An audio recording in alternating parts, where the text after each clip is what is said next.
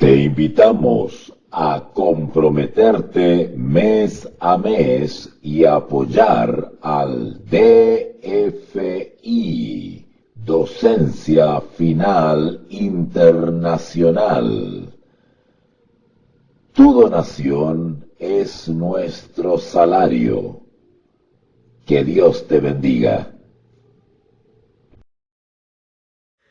Bueno, les decía de que hemos estudiado el concepto de hijo y hemos visto las distintas acepciones, ¿ok? Es decir, las distintas aplicaciones que se le da o sentidos que se le da a la palabra hijo. Luego analizamos la palabra hijo en relación con nuestro Señor Jesucristo, o como decimos teológicamente, la segunda persona de la Trinidad bíblica. Y vimos varias cosas notables y peculiares y singulares del término hijo de Dios, ¿verdad? No es así cuando la escritura describe a criaturas, es decir, seres creados, de entre los cuales no se cuenta a nuestro Señor Jesucristo, porque aclaramos ayer que nuestro Señor Jesucristo no es un ser creado, ¿vale? No es un ser creado como nosotros o como los animales o como los insectos o como los ángeles, por ejemplo, que son seres creados. Tuvieron un comienzo, tuvieron un punto de partida y tendrán un punto de finalización. ¿Ok? Eh, eh, o digamos que somos vulnerables a desaparecer o a extinguirnos o a cesar la vida, incluidos los ángeles, ¿vale? Eh, y sin embargo la diferencia del término hijo de Dios solamente se aplica, cuando es singular, hijo, solamente se aplica a nuestro Señor Jesucristo. Y también vimos por qué es hijo de Dios. Y por eso que fue importante estudiar la connotación que se le da a la palabra hijo, ¿verdad? No la voy a repasar ahora, lo vimos en los videos anteriores.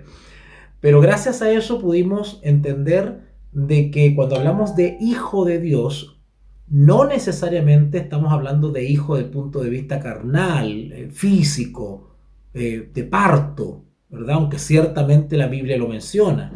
Pero la palabra hijo de Dios, bíblicamente y aplicado al Señor Jesús, es mucho más amplio que este sentido limitado de entender lo que viene de un parto, sino que Él es hijo de Dios por derecho, por eternidad, por esencia, por sustancia, por el solo hecho de pertenecer al seno del Padre, hijo de Dios, ¿vale? Solo que la escritura, el lenguaje que está escrita en lenguaje humano, no el lenguaje angélico o sobrenatural o espiritual, está el lenguaje humano.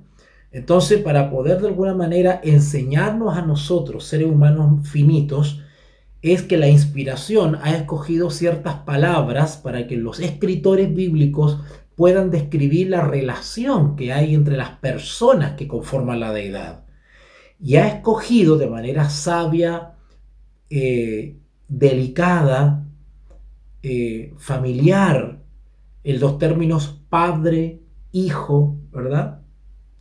Y más que nada, el término padre o hijo, más que querer dar a entender un tema de relación filial, carnal, tiene que ver más bien con una relación, con una descripción relacional, ¿verdad? Para que nosotros captemos de alguna manera la grandeza de la deidad y su relación. Es por eso que en la Biblia nos habla de el Padre, nos habla de el Hijo, ¿verdad? Ahora, ¿por qué el término Hijo es súper apropiado para el Señor Jesús? Porque efectivamente la Escritura nos enseña que el Hijo proviene del Padre. Vimos versículos bíblicos que Él viene del seno del Padre, ¿verdad? Se sienta a la diestra de Dios. Es decir, Jesús es desde el principio, es desde la eternidad. Sin Él nada de lo que está hecho o creado hubiese sido hecho o creado. Es uno con el Padre. ¿Se acuerdan de esos versículos que vimos ayer? El Padre y yo uno somos. Pero también al mismo tiempo dice, el Padre me ha enviado, ¿verdad? O sea, al mismo tiempo la Escritura nos habla de la unicidad de Dios, que son uno, y al mismo tiempo nos habla de esta personalidad, de estas distintas personalidades, el Padre que envió al Hijo, ¿verdad? No así nos habla de que el Hijo envió al Padre. No puede ser al revés, porque los términos hijo presuponen un padre, evidentemente. Y cuando hablamos de padre, evidentemente tiene que ser padre de alguien. Y tiene un hijo. Entonces, por eso que nosotros hablamos humanamente para expresarnos y explicar la deidad, hablamos de primera persona, segunda persona, tercera persona, ¿vale? Cuando hablamos de primera persona, segunda persona, tercera persona, no estamos eh, clasificando a la deidad en términos jerárquicos, en términos piramidales, de que el Padre es más grande, más poderoso, tiene más atribuciones, más virtudes, ¿verdad? Y que el Hijo está en un escalafón inferior, ¿cierto? Que es más chiquitito, que es subordinado en el sentido de que no tiene voluntad propia, ¿verdad? O personalidad propia, o atribuciones distintas al Padre. No, no, no, no. Ellos son uno en poder, misericordia, verdad, omnipresencia, omnisapiencia, son uno en atributos. Pero sin embargo también la Escritura nos describe que la deidad está conformada por tres personas claramente descritas desde Génesis hasta el Apocalipsis. ¿Ok? Así que cuando hablamos de primera persona, segunda persona, tercera persona, no estamos clasificando a la deidad en términos de jerarquía, que uno es más, uno es menos y otro es menos. No, lo hacemos siguiendo el texto evidente, la descripción bíblica que se nos da respecto a las injerencias, actuaciones, protagonismos y relación entre las personas de la deidad. ¿Okay? Vimos muchos textos bíblicos sobre eso, así que no lo vamos a repetir otra vez, aunque ciertamente vamos a tener que leer algunos que ya vimos ayer. ¿Okay? Así que quedó claro ese tema de hijo de Dios. ¿Okay? Hijo de Dios. Así que lo que vamos a hacer ahora es confirmar un poquito todo esto que hemos conversado. Así que vamos a ver lo que la Biblia habla respecto a esto. Así que vamos a ver varios textos y los vamos a conversar un poquito entre ustedes y yo, ¿ya? Así que bienvenidos a todos los que se han integrado. Somos poquitos, pero están los que realmente tienen interés, ¿okay? Recuerden compartir estas clases, estas grabaciones por las redes sociales y que muchos más puedan verse beneficiados con esto, porque hasta donde yo sé, son muy pocos los integrantes de La Verdad Presente que se dedican a profundizar en este tema y a dar exposiciones sobre este tema. Es un tema que si ustedes se fijan en YouTube, por ejemplo, es un tema que no tiene muchas vistas. O sea, a los hermanos les encanta ver videos o temas de profecía, temas que les llamen la atención, la última noticia, pero cuando se trata de estos temas, increíblemente los hermanos no tienen interés. A mí me ha pasado, y le cuento esto a modo de paréntesis, de que cuando he subido noticias donde comento algo del papado de Estados Unidos y de los eventos de los últimos días o de alguna apostasía institucional, 1000, 2000, 3000, tengo videos de 60.000 visitas. Y sin embargo, los videos donde doy estudios bíblicos que requieren todo un esfuerzo y un trabajo que ustedes no sé si se imaginarán, lo habrán pasado, 200 visitas, 300 visitas. Increíble. ¿Dónde está puesto el interés, hermano? Es preferible conocer estas verdades que saber lo que está haciendo el papado. O sea, si yo tuviese que elegir, pues me concentraría en estos temas. Yo me concentraría en estos temas primero. Pero bueno, eso es para que vean ustedes que de alguna manera el remanente está atornillando al revés. ¿Ok? Ah, entonces, pues vamos. La escritura, una y otra vez, habla de la misteriosa verdad que estamos estudiando. Este misterio de la deidad o trinidad bíblica no es algo que está solamente circunscrito en el Nuevo Testamento. No es algo que apareció en el Nuevo Testamento, en el siglo I, no es algo que apareció en el siglo V, no es algo que apareció en el siglo VIII, como quieren algunos argumentar. Yo he escuchado a algunos hermanos o ex hermanos, hoy herejes, enemigos del cristianismo, enemigos del evangelio, que dicen, no, porque esa doctrina apareció en el año tanto, eso era ajeno a la escritura, eso es ajeno a la iglesia cristiana, eso nunca perteneció a la iglesia cristiana. Otros han llegado más lejos y dicen, no, eso nunca perteneció al remanente, eso se introdujo, ¿verdad? En el año tanto, con la apostasía tanto. Y ellos quieren de alguna manera dar a entender que la doctrina de la Trinidad es algo ajeno a la Escritura y que se introdujo en el sistema doctrinal de la Iglesia. Eso quieren darnos a entender eso. Entonces ellos nos llaman, fanáticamente, nos llaman a cortar con la doctrina de la Trinidad, a abandonarla porque hay que considerarla pagana, hay que considerarla vino de Babilonia, dicen ellos, ¿verdad?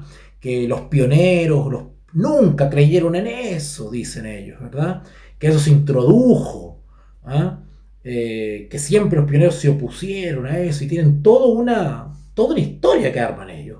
Y sacan citas no inspiradas de pioneros de por allá del 1830 en adelante y de alguna manera ellos intentan acumulan texto y acumulan citas para intentar probar lo que no pueden probar, que las tres personas de la deidad existen en la escritura, ahí están. Yo creo que la única verdad que ellos dicen, dentro de todo lo que le he escuchado, porque me he tenido que dar el tiempo de escuchar a estas personas que están afiebradas realmente, creo que la única verdad que dicen es que la palabra Trinidad no está en la Escritura. Esa es la única verdad que dicen. Pero yo ya he explicado en estos 17 videos que llevamos, creo, qué pasa con eso, con la palabra Trinidad, qué importancia o no tiene el que no esté en la Escritura, no influye en nada. Vuelvo a repetir, el hecho que la palabra Trinidad no esté en la Escritura no influye en nada, porque la doctrina de la Trinidad está en la Escritura. La Escritura nos habla de las tres personas que conforman la deidad. ¿Y qué entendemos los cristianos por Trinidad? Tres personas. Es decir, la palabra Trinidad lo que apunta o lo que quiere describir es la pluralidad de la deidad. Es decir, que son tres, plural, más de uno. ¿Ok? Pero los ex hermanos que se han alejado del cristianismo atacando la Trinidad, ellos argumentan de que quienes creemos en la Santa Trinidad o en la Trinidad bíblica, pues somos paganos, dicen ellos. ¿Ok? Somos paganos, somos politeístas y nos acusan o nos calumnian de muchas cosas, en circunstancias que los paganos son ellos, los politeístas son ellos. Y ellos han abandonado el cristianismo para creer en otro Dios distinto, no en el Dios de la Biblia. Ellos creen en un Dios de dos personas. Y hay algunos que han caído en la creencia de un Dios de una persona. Los que se deslizan hacia corrientes judaizantes, ellos caen en esa doctrina de la unicidad extrema, ¿verdad? Y después están estos biteístas, ¿verdad? Los biteístas o los dualistas, estos que creen en dos dioses solamente, en el Padre y en el Hijo, y desconocen el ministerio y la obra del Espíritu Santo como persona, distinta al Padre, distinto al Hijo, como Dios también. Eso les pasa a ellos. En fin, bueno, entonces el Señor Jesucristo es Dios por derecho propio, ¿vale? No es que Jesús se hizo divino en el momento de la gloria, de la glorificación al ascender, en el momento de la resurrección, o en el momento del nacimiento, o en un tiempo determinado llegó a ser Dios. No.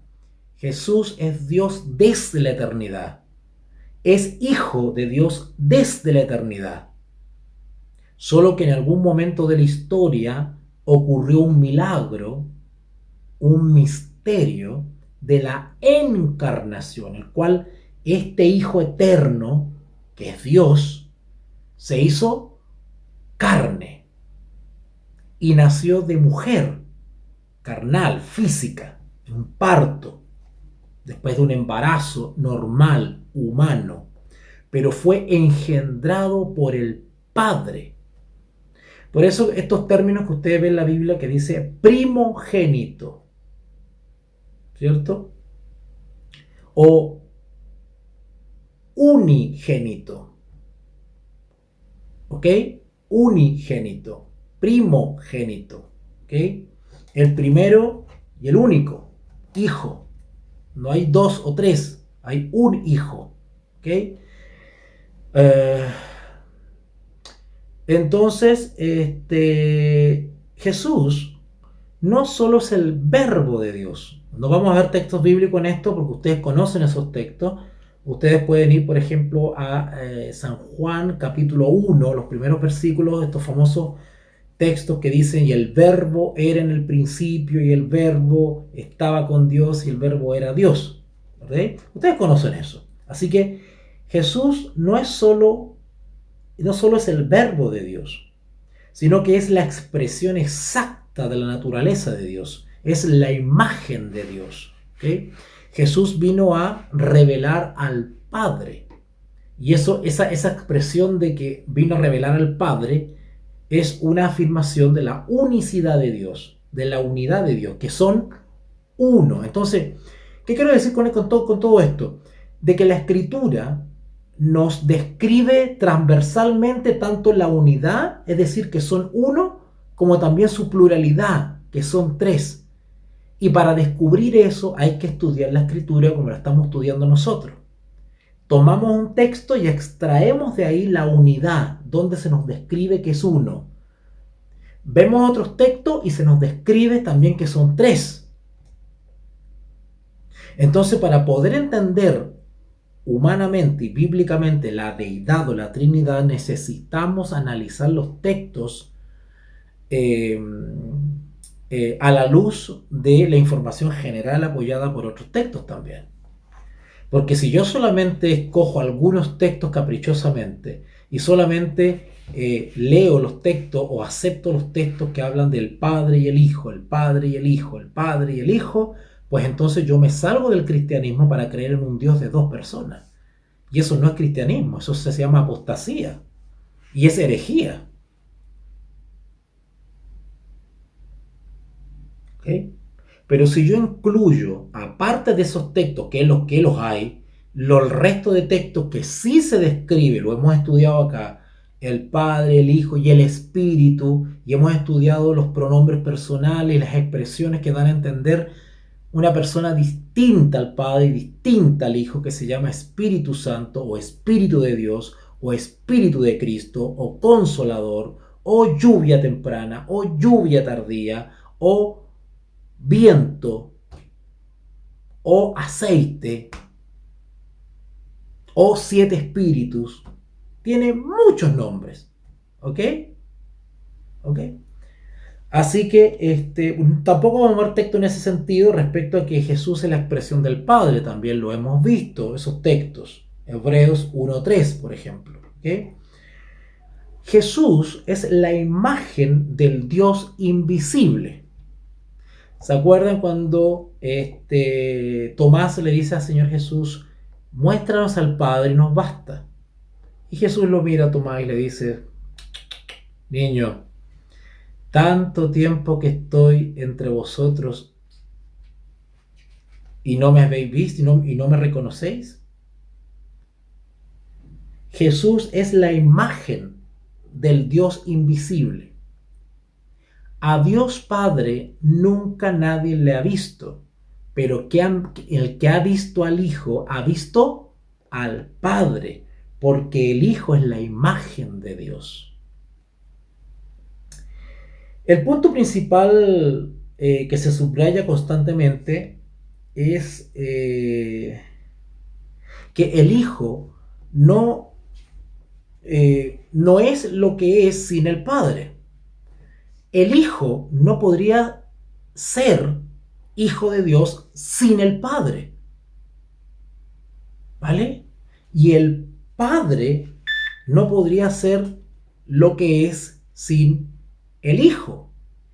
Porque las mismas expresiones Hijo hacen necesario que exista un Padre. Los hijos no nacen de debajo de las piedras. No aparecen en los pétalos de las flores. Los hijos vienen de un padre. Y de igual manera, cuando a alguien se le llama padre, asumimos por el término padre que es padre de un hijo. ¿Okay? Por lo tanto, los términos nos están describiendo esa relación hermosa entre estas dos personas de la deidad. Jesús es lo que es por causa de Dios, el Padre, porque el Padre envió al Hijo. ¿Okay? Es importante subrayar que esta relación entre el Hijo y el Padre no tuvo principio. Esa es otra cosa que también estudiamos. Jesús no tiene fecha de creación, porque Jesús no es un ser creado, no es una criatura creada. Jesús es, ha sido y será. Yo soy el que soy, eterno, sin principio ni final, el alfa y el omega, el principio y el último. Jesús es desde la eternidad con el Padre. Jesús no tiene una fecha de nacimiento como la nuestra, desde el punto de vista de su divinidad, porque Él es hijo desde la eternidad. Algunos tomándose del acto de la encarnación, del milagro de la encarnación y de su nacimiento, pues marcan ese hito como de que de ahí se debe de contar la existencia de Cristo, que antes no existía, que Jesús comenzó a existir o a tener existencia real, histórica, le llaman algunos, el Cristo histórico le llaman algunos, sobre todo en la escuela de teología están mal enseñando a los alumnos porque le están insistiendo en el Cristo histórico, Cristo histórico. Eso es una expresión que pone énfasis al Jesús humano, al Jesús humano. Y se olvidan y le restan o le sustraen la divinidad o su naturaleza divina o su origen eterno a nuestro Señor Jesucristo. Es un peligro tremendo. Ya voy a hacer un video respecto al tema de la teología, a propósito de eso, porque me han contactado alumnos de teología y me han contado que los profesores siguen mis videos. Hay algunos profesores que ven mis videos y hay muchos alumnos de teología que siguen mis videos. Y quiero decir, y ellos me llaman, me hablan a mí para pedirme consejos y que les dé orientaciones. Yo a muchos de ellos les he dicho, mira, si tú estás estudiando teología, bueno, no tiene nada de malo estudiar teología. ¿Ok? No tiene nada de malo. El problema es que la calidad de la actual teología que se está enseñando te está, al contrario, te está perjudicando espiritualmente, porque la actual teología o las actuales escuelas de teología de las instituciones cristianas lo que están haciendo es minar tu fe y confianza en la autoridad de la Escritura. Están sembrando el escepticismo en la Escritura. Eso es lo que están haciendo. Exaltando el ego y las capacidades humanas por sobre la dirección o confianza en la dirección divina. Es tremendo. Así que cuando definitivamente yo les digo, mira, el estudiar o no estudiar da lo mismo, porque el Señor quiere adoradores en espíritu y en verdad, seas o no teólogo. ¿Qué sacas con saber teología si te vuelves un ateo prácticamente? Pero si usas la teología para ser un obrero del Señor como Dios quiere, amén por eso. Es bueno tener conocimiento. Ustedes saben que soy uno de los que no me opongo a la cultura y al conocimiento en todas las áreas, en todas las áreas. Ojalá nosotros tuviésemos nociones básicas de antropología, sociología, psicología, filosofía, historia, gramática, lenguaje. Ojalá tuviésemos un poquito de bagaje en eso. Por eso es que es bueno leer. ¿Ok? Pero bueno, me estoy yendo del tema. Ahora, es importante subrayar que esta relación entre el Hijo y el Padre no tuvo un principio. Termino con eso. La relación entre Padre e Hijo divinos no tuvo un principio. No hay tiempo, porque la deidad es atemporal, está fuera del tiempo, no se mide con el tiempo, no está dentro del tiempo, está fuera del tiempo, porque para la divinidad no hay tiempo. ¿Ok? Así que quitémonos ese intruso que se llama escepticismo, o perdón, especulación, ese intruso intelectual que los herejes nos quieren inocular, de escepticismo que nos hace creer que Jesús tuvo un principio, ¿verdad? Que en algún momento de la historia Él apareció, Él nació. No, Jesús no tiene en ese sentido, desde el punto de vista divino, desde el punto de vista de la naturaleza de la deidad, no tiene principio ni fin, no tiene, es eterno, es. ¿Okay? Y ha sido siempre así. No debemos pensar que Jesús sea llamado el Hijo solamente desde un nacimiento como hombre en el mundo. Otra vez reiteramos lo que estudiamos en el video pasado.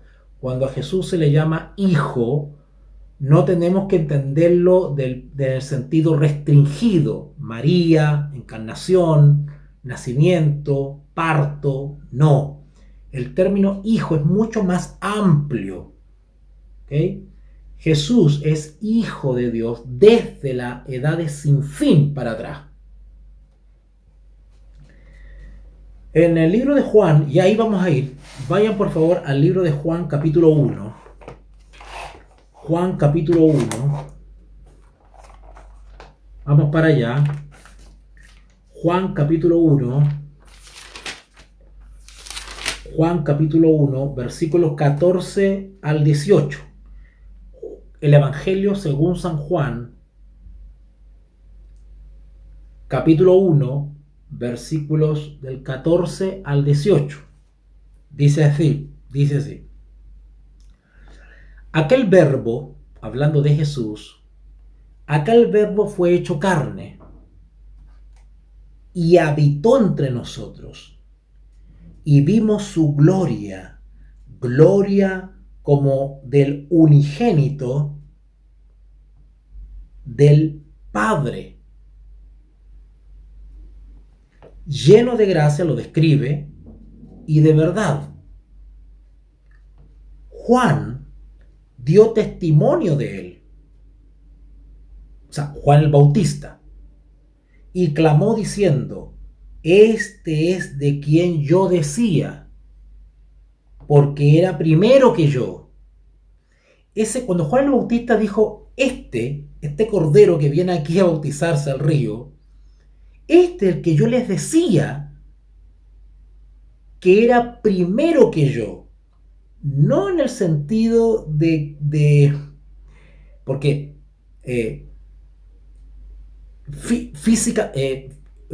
naturalmente no era mayor que Juan el Bautista. Juan el Bautista era mayor que Jesús, tenía más añitos, o sea, tenía más, creo que era mayor por meses nomás, ¿verdad? Creo que 6 meses, bueno, no recuerdo, ¿ok?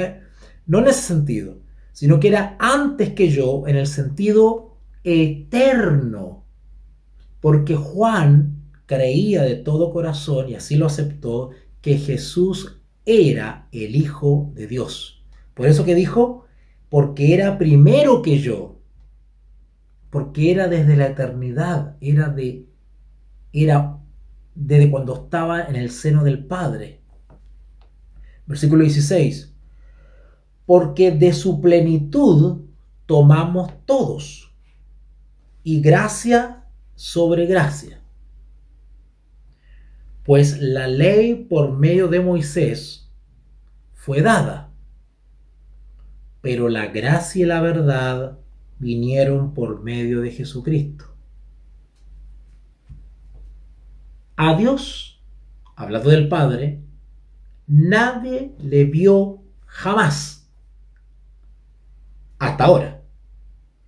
¿Notaron? Está dando un testimonio. El apóstol Juan se remite a Juan el Bautista para explicar la eternidad filial de Jesucristo, que era hijo desde el principio. Este es antes que yo, dice. Y después el versículo 18, a Dios, hablando del Padre, nadie la ha visto jamás. Pero, ¿qué sucedió? El milagro de la encarnación. El unigénito Hijo, que era de la eternidad Hijo, que está en el seno del Padre, ¿notaron? Otra vez afirmando la eternidad de Jesús. Él le ha dado a conocer. Jesús, al aparecerse en persona, dio a conocer al Padre. Era en la imagen misma de su sustancia, de la sustancia del Padre. ¿Okay? Entonces este texto de Juan, capítulo 1, versículo del 14 al 18, deja claro que fue al hacerse carne, cuando los hombres vieron a Jesús, pero Jesús era unigénito antes. Jesús siempre ha sido el unigénito. No es que fue unigénito porque apareció ahí, en el tiempo de Juan el Bautista. No, es unigénito desde el principio. En el amado Hijo de Dios, cuando hizo el universo, también hemos leído esos textos, pero vamos a repasarlo de nuevo, porque yo me imagino ustedes cómo están en este momento escuchando. Yo me imagino que están así como recordándose de los videos pasados, que seguramente algún mal estudiante no ha repasado. Vamos a Colosenses capítulo 1. Colosenses capítulo 1, versículo 14 al 20. Colosenses capítulo 1, versículos 14 al 20. Dice así: en quien tenemos, hablando de Jesús, en quien tenemos redención por su sangre, el perdón de pecados. Él, Jesús, es la imagen del Dios invisible, el primogénito de toda creación.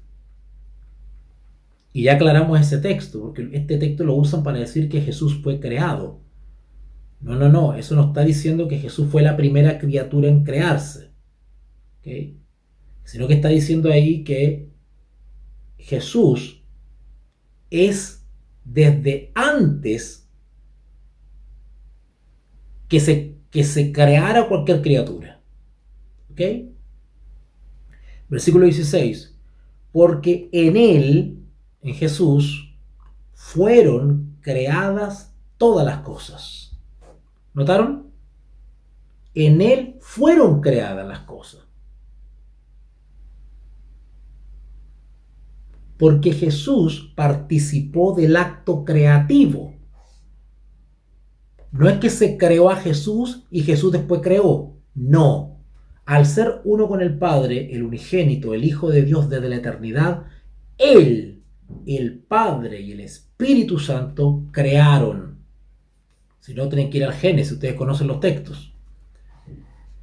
Versículo 16. porque en Él fueron creadas todas las cosas, las que hay en los cielos y las que hay en la tierra, haciendo referencia a Génesis, la creación. Visibles e invisibles, sean tronos, sean dominios, sean principados, sean potestades, todo fue creado por medio de Él y para Él. Versículo 17. Y Él es, ¿me están siguiendo? Colosenses 1:17. Y Él es antes. ¿Notaron? Si yo me quedo solamente con el versículo 15, que los herejes acostumbran a tergiversar y decir, ve, Jesús también es creado, porque es el primero que se creó, y malinterpretan esa expresión primogénito de la creación, de toda creación. Pero después usted sigue leyendo, aclara cuál era el lugar de Jesús en la creación. ¿Ok? Versículo 17. Y Él, Jesús, es antes de todas las cosas. ¿De qué cosa? ¿De qué estamos hablando? De la creación. Jesús es antes de toda creación. Lo dice el versículo 15. Él es la imagen del Dios invisible, el primogénito de toda creación. Es decir, Él estaba antes de toda creación. Él no fue un ser creado. A Jesús no lo podemos incluir en los seres creados, porque Él está antes. Él fue, por decirlo así, co-creador, copartícipe del proceso de creación. Él creó porque Él es Dios. Él es el verbo. ¿Y mediante qué se creó? Mediante la palabra. Fue dicho y fue hecho. Versículo 17. Y Él es antes de todas las cosas. Y todas las cosas en Él subsisten. Cuando dice subsisten, que las cosas creadas en Él subsisten, está haciendo referencia al poder sustentador de la creación. Es como si Jesús tomara el mundo en sus manos. Está todo bajo su voluntad. En Él subsisten. No hay una hoja que caiga de un árbol sin que Jesús no lo sepa. Versículo 18. Y Él, Jesús, es la cabeza del cuerpo que es la iglesia.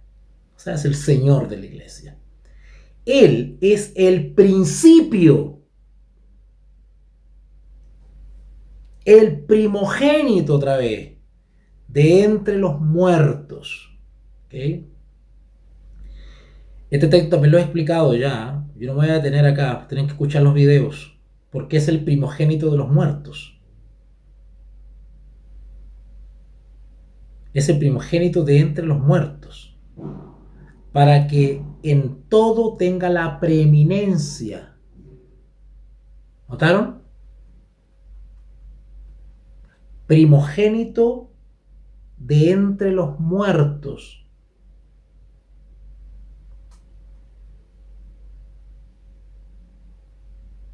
¿Okay? Yo ya expliqué eso, tienen que ver los videos anteriores porque si no me voy a atrasar. Pero noten lo que dice al final del versículo 18. Para que en todo, Jesús tenga la preeminencia, es decir, tenga el protagonismo, tenga la preferencia. ¿Ok? Ok. Entonces, no fue esta una posición a la que llegó después. De la misma manera, tanto Romanos 1.3, vamos para allá, Romanos 1.3, dice, acerca de su Hijo otra vez, nuestro Señor Jesucristo, que era del linaje de David, según la carne, Notaron que la escritura hace la salvedad según la carne. O sea, ahora está haciendo referencia a su encarnación, nacimiento, María. Según la carne, era del linaje de David. ¿Ok? ¿Te acuerdas que ayer hablamos de la naturaleza dual de Cristo, que era humano y divino? Ok. Tanto ese texto de Romanos 1.3 como Gálatas 4.4, vamos para allá, Gálatas 4.4,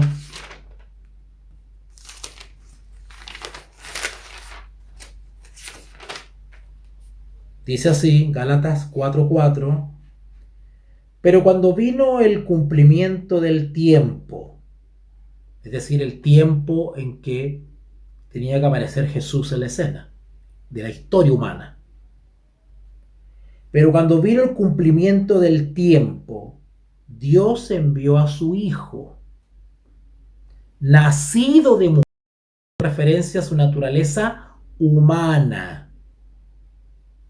O sea,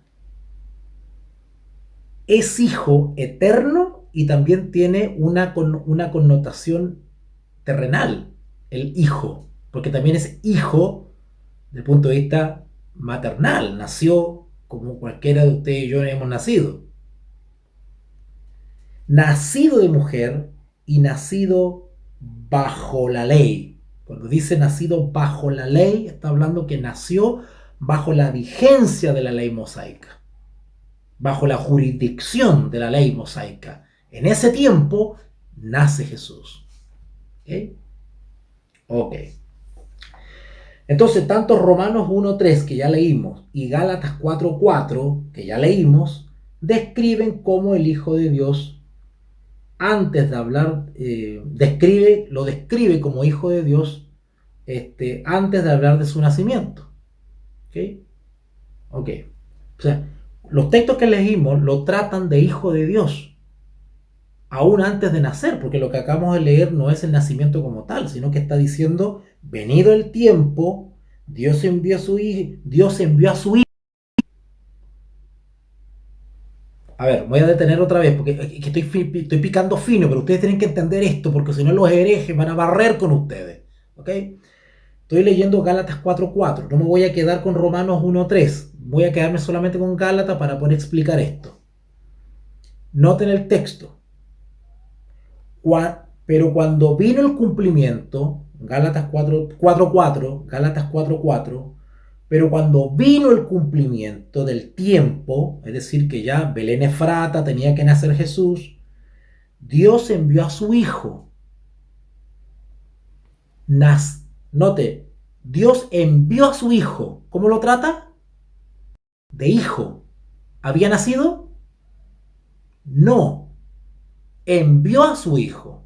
Por decirlo así, se estaba gestando en la pancita de María, pero todavía no había nacido. Pero noten cómo la Escritura describe a Jesús. Dios envió a su Hijo, o sea, ya era hijo, antes era hijo. Interesante ese detalle. A veces leemos estos textos y no le tomamos esa importancia. Por eso que yo les digo a ustedes que tienen que agarrar un versículo y darle vuelta y fijarse en las expresiones. ¿Por qué dice aquí? Y Dios envió a su Hijo. O sea, era hijo desde antes. No es hijo solamente del punto de vista carnal que nació de María, del linaje de David y todo lo que leímos recién, sino que era hijo antes. O sea, envió a su Hijo para que naciese como hijo humano. No sé si me puedo explicar con esas palabras. Su Hijo divino fue enviado para nacer como hijo humano. Porque pudo haber enviado a su Hijo ya adulto, ¿no? ¿Acaso Dios Padre no tenía poder para hacer aparecer a Jesús de 30 años? ¿Y ya? ¿Y hacerlo aparecer entre la multitud y comenzar a hacer su obra? Sin embargo, sometió a su Hijo eterno a que pasase por todo el proceso de gestación, de engendramiento divino, de gestación humana, carnal, 9 meses en la pancita de María, nacer, todo el proceso que un ser humano tiene que pasar para nacer. tener una niñez, juventud, adultez y morir como un ser humano, siendo eterno. Increíble. ¿Cómo podemos cómo captar la magnitud de este misterio? Entonces, con el texto de Gálatas 4:4 estamos probando que Jesús era hijo desde la eternidad, porque le dice, y Dios envió a su hijo, todavía no nace, envió a su hijo, ya era considerado hijo desde la eternidad. ¿Ok? Así que, aclarado eso, entonces, Jesús era el hijo antes que viniera en semejanza de carne de pecado. Vamos a ver otro texto que afirma esta idea. Romanos 8:3. Romanos 8:3. Vamos para allá. Romanos 8:3. Romanos 8:3 dice así: porque lo que era imposible para la ley, por cuanto era débil por la carne, Dios Padre, enviando a su Hijo, todavía no nace, a lo más María estaba con la pancita. Solamente aquí está aludiendo al acto de enviarlo. ¿Y cómo lo trata? Hijo. Hijo le dice. Jesús era y será hijo desde la eternidad. Jesús era el Hijo de Dios antes que Dios lo enviara al mundo. Juan 3:16. Ustedes se acuerdan, se saben de memoria ese texto, porque de tal manera amó Dios Padre al mundo que envió a ¿quién? A su Hijo. O sea, era hijo desde el principio. O sea, de alguna manera Jesús ya estaba engendrado, por decirlo así. O sea, hubo un engendramiento humano, digamos, María, y del Padre, ¿verdad? El Padre envía al Espíritu Santo, se posa sobre María, ¿ok? Estoy hablando en términos bien sencillos, y embaraza a María. Pero eso no quiere decir que Jesús antes no era el hijo, porque los textos que estamos leyendo nos dicen que ya era hijo ya. Solo que ahora pasó por el proceso humano. Y que Jesús ya era engendrado ya. Claro, no humano, pero sí divinamente. Porque Jesús procede del Padre. Y a pesar que la Biblia nos habla en ese sentido, Jesús no tiene un principio. Impresionante. Humanamente sí, tiene un principio. Nació en algún momento de María. Pero desde el punto de vista divino no tiene un principio Jesús. Es eterno porque es Dios. Y es hijo. Si ustedes van a Primera de Juan 4:9, Primera de Juan 4:9, Primera de Juan 4:9, hermano, ustedes no tienen idea de lo difícil que es explicar esto. Esto no es fácil. Yo a veces temo no usar la palabra adecuada porque nos falta el endemoniado que está pendiente de la equivocación para poder desacreditar estas presentaciones. Entonces realmente para mí es muy difícil, por eso oramos al principio para que el Espíritu ponga palabras en mi boca para poder de alguna manera expresar humanamente este misterio. Es complicado explicar estas cosas, porque estamos hablando de cosas divinas, cosas que nosotros no tenemos el entendimiento completo. Primera de Juan capítulo 9, Primera de Juan capítulo 4, no tiene 9 capítulos esto. Primera de Juan capítulo 4, versículo 9. Primera de Juan capítulo 4, versículo 9.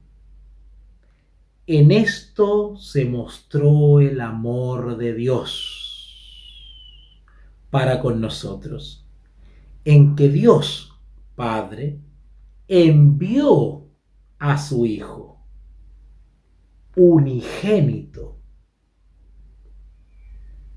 al mundo para que vivamos por Él. Le llama Hijo desde el principio. ¿Okay? Si vamos al libro de Hebreos ahora, retrocedamos un poquito y vamos a Hebreos capítulo 1. Hebreos capítulo 1 está después de Filemón, después de 2 Timoteo. Hebreos capítulo 1, versículos del 5 al 8. Vamos a leerlo juntos, por favor. Ustedes allá en su casita, donde estén, vamos a leerlo juntos.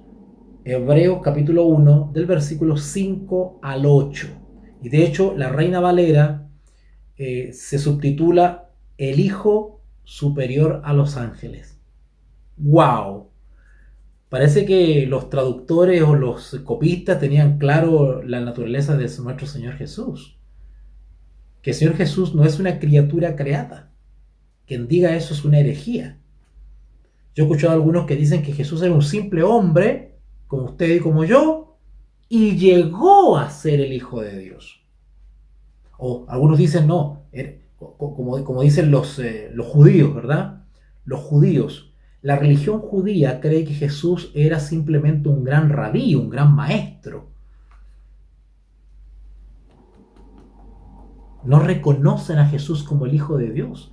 Por eso la apostasía judaizante te saca del cristianismo.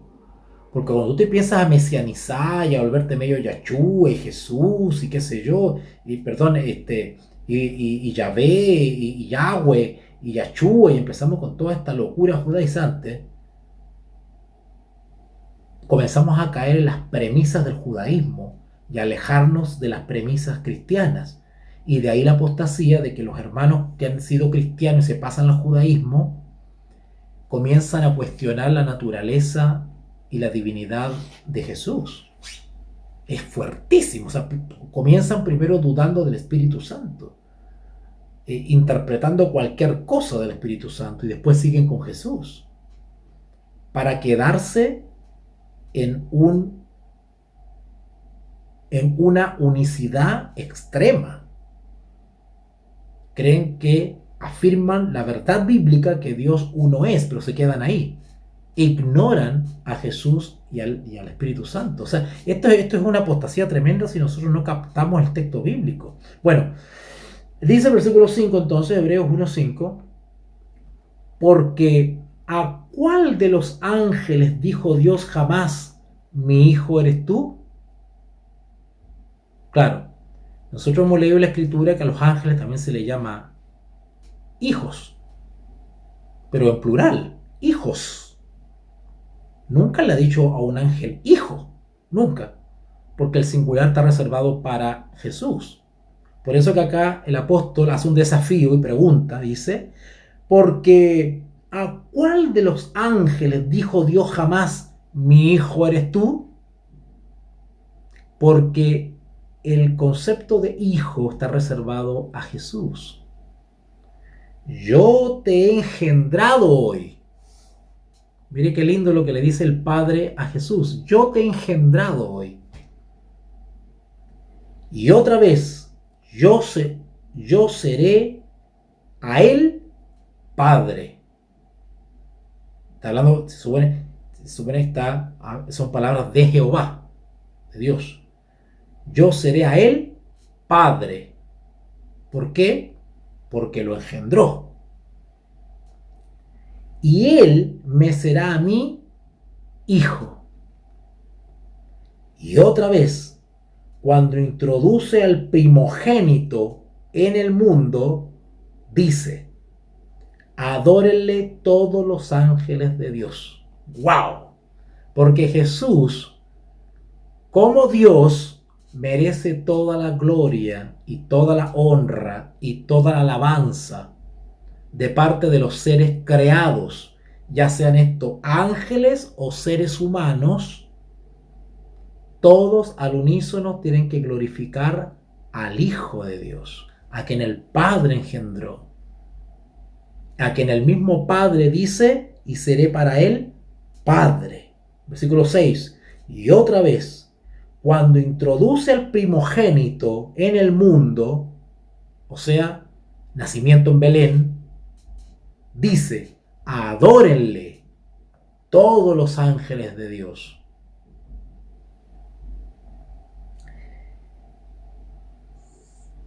Ciertamente, de los ángeles dice ahora ya no va a hablar del Hijo, va a hablar de los ángeles, que son seres creados. Ciertamente de los ángeles dice, el que hace a sus ángeles espíritu y a sus ministros llama de fuego. Mas del Hijo dice, para que vean la diferencia, tu trono, oh Dios, por el siglo del siglo. ¿Cómo le llama a Jesús? ¿Cómo se le llama a Jesús? Versículo 8. Mas del Hijo dice, tu trono,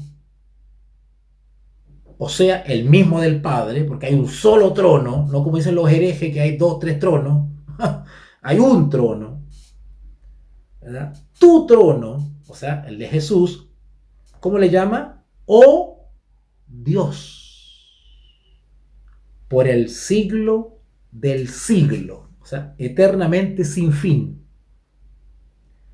Cetro de equidad es el cetro de tu reino.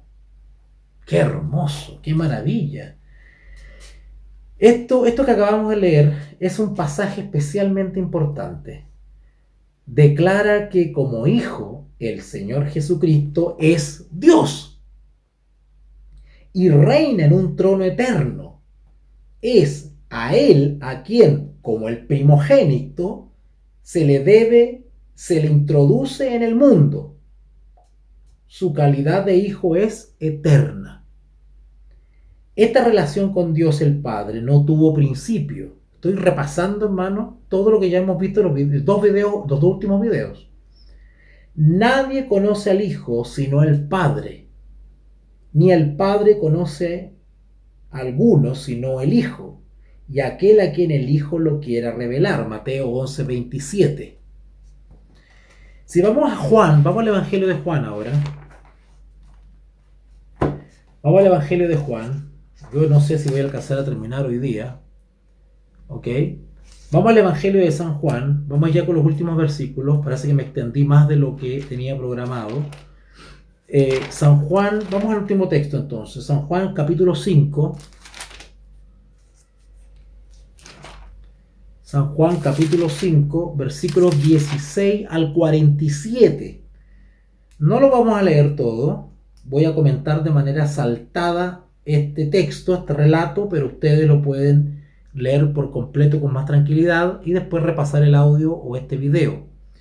San Juan capítulo 5, versículos del 16 al 47.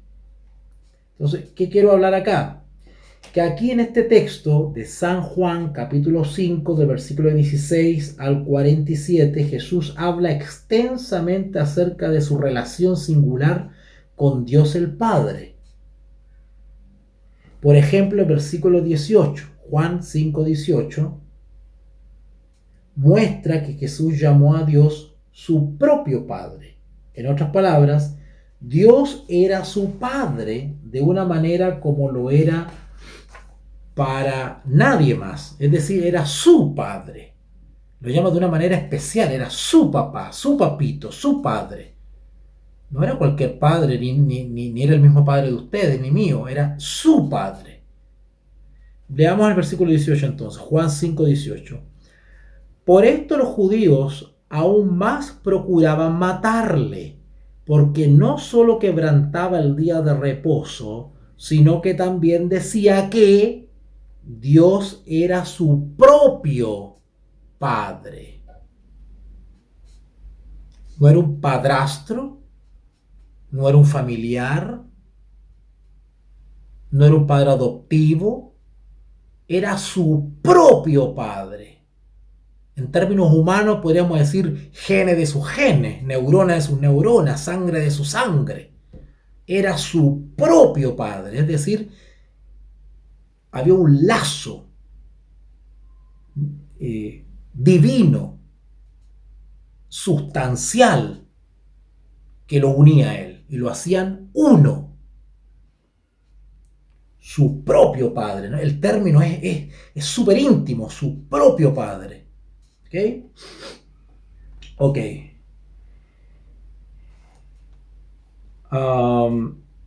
Es evidente que al estar consciente de su generación eterna, Jesús no disminuyó su conciencia de ser igual a Dios.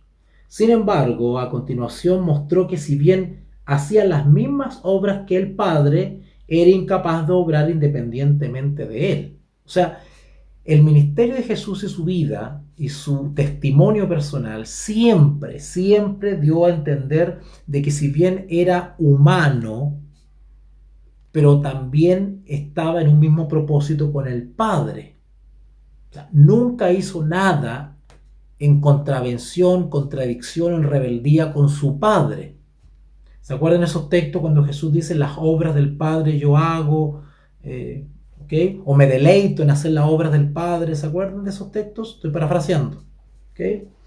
Por ejemplo, el versículo del 19 al 24, estoy en San Juan capítulo 5, versículos del 19 al 24. Vamos a leerlo un poquito para que aclaremos esta idea bíblicamente. Respondió entonces Jesús y le dijo: de cierto os digo, no puede el Hijo hacer nada por sí mismo. ¿Se acuerdan que algo similar leímos del Espíritu Santo? ¿Se acuerdan que el Espíritu Santo no hablará nada de lo suyo, sino que todo lo que oyere, ¿verdad? Porque son uno en propósito.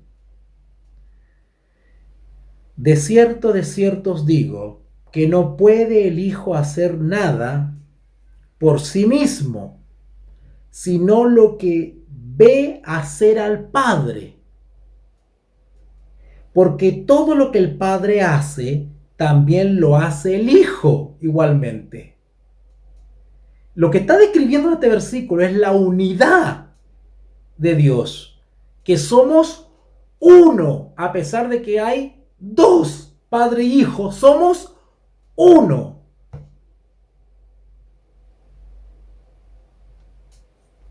Versículo 20.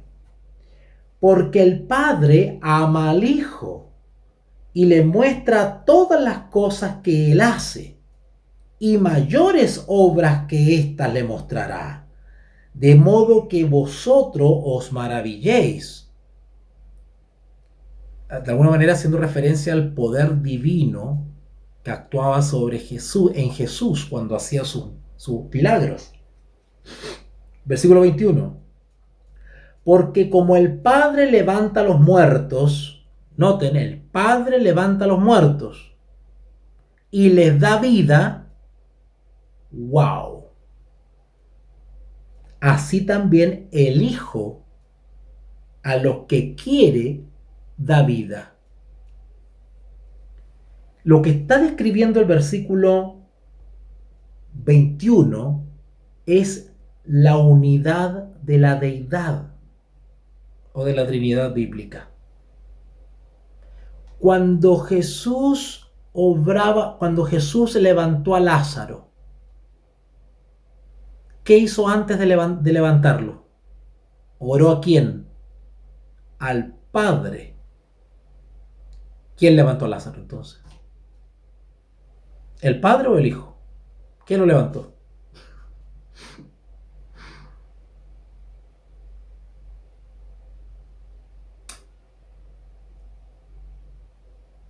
En cierto sentido, lo levantó el Hijo, porque el Hijo dice: Lázaro, levántate, ¿verdad?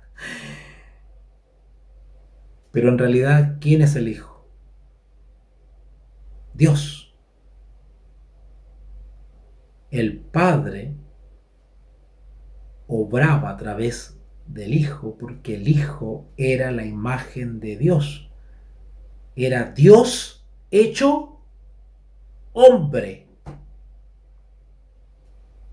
Porque como el Padre levanta a los muertos, de verdad, y les da vida, como a Lázaro, así también el Hijo, que es Dios también, a los que quiere da vida. Porque son uno. Versículo 22. Porque el Padre a nadie juzga, sino que todo el juicio dio al Hijo. Si no, vaya para el libro de Daniel, que es lo que dice allá, que a Jesús se le dio toda autoridad, trono y el juicio. Versículo 23. Para que todos honren al Hijo. Esto le suena parecido a algo que el remanente sabe, ¿verdad? ¿Han escuchado ustedes ese versículo que dice, temed a Dios y dadle gloria? ¿Cómo le damos gloria a Dios al Padre? ¿Cómo le damos gloria al Padre? Obedeciendo y dando gloria a quién, o dando honra a quién, o creyendo en quién, más fácil, en Jesús. Los discípulos de Jesús, quien ha aceptado a Jesús como Señor y Salvador, sigue sus pisadas. Y al vivir la vida de Jesús, damos gloria a Dios.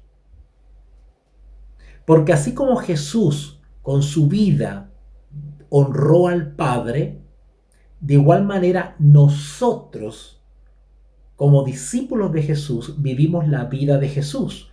Y si vivimos la vida de Jesús, también daremos gloria y honra al Padre. El testimonio de fe, de vida, como discípulos de Jesús, da gloria a Dios. Y eso es vivir el mensaje de los tres ángeles. Por eso que esa cita famosa que dice, me han enviado cartas diciéndome si la justificación por la fe es el mensaje del tercer ángel. Y he respondido, sí, es el mensaje del tercer ángel en verdad. Versículo 23. Para que todos honren al Hijo como honran al Padre. El que no honra al Hijo, no honra al Padre que le envió. ¿Captaron? Porque son uno. Al rechazar a uno, rechazamos al otro. De cierto os digo, el que oye mi palabra, Jesús, y cree en el que me envió, tiene vida eterna. ¡Wow! O en otras palabras, la corona de la salvación. ¿Ok? La corona de la salvación.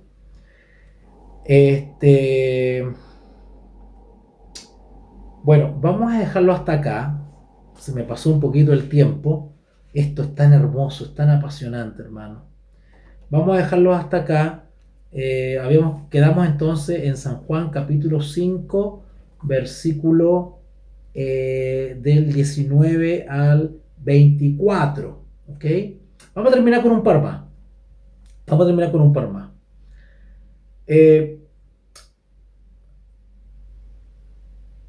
El Padre le dio todo el juicio al Hijo. Lo acabamos de leer, versículo 22. Pero esto no quería decir que debiera ser tratado como inferior al Padre. Ojo, el hecho de que en estos textos se muestra a Jesús subordinado al Padre, subordinado al sentido de obediencia, cumplimiento del deber, por decirlo así, no quiere decir que Jesús sea menos que el Padre. Ya hemos aclarado eso. Acá no estamos hablando de jerarquías y estatus de poder. No. ¿Vale? De ninguna manera. Porque Jesús había de recibir ciertamente la misma honra que el Padre. Lo acabamos de leer, versículo 23. Jesús recibe la misma honra del Padre, la misma gloria que Jesús tenía en la eternidad y que abandonó su gloria para encarnarse, ser humano. ¿Ok? Así que si el Hijo no era honrado de esta manera, entonces el Padre no recibiría la honra que le era debida a él. Por tanto, Jesús estaba consciente de que su condición de Hijo y de que el Padre la había enviado. Sin embargo, incomprensiblemente para nuestras mentes, también era consciente de su igualdad y unidad con el Padre. Vamos a dejarlo hasta acá, ¿sí? Vamos a anotar aquí que lo dejé hasta aquí, ¿ok? Y mañana vamos a estar continuando con la última parte de esto de la Biblia habla, y donde confirmamos este tema de la generación de Jesús, que es del Padre, viene del Padre y siempre ha derivado o venido o nacido o existido en el Padre, ¿ok? Desde la eternidad. Bueno, vamos a dejarlos hasta acá. Yo les agradezco a los valientes que se han quedado hasta el final, que han aguantado conmigo. Yo la verdad es que perdí la noción del tiempo, no sé cuánto tiempo habrá pasado, pero bueno, ha pasado 1 hora 20 minutos ya. Así que yo les agradezco de todo corazón a quienes me han acompañado. Esto queda grabado, lo pueden repasar otra vez en el canal de YouTube. Gracias por el apoyo que ustedes están haciendo llegar a este servidor y que permite justamente realizar estas actividades. Esperando que esto les sea de gran bendición para ustedes. Te invitamos a comprometerte mes a mes y apoyar al DFI, Docencia Final Internacional. Tu donación es nuestro salario. Que Dios te bendiga.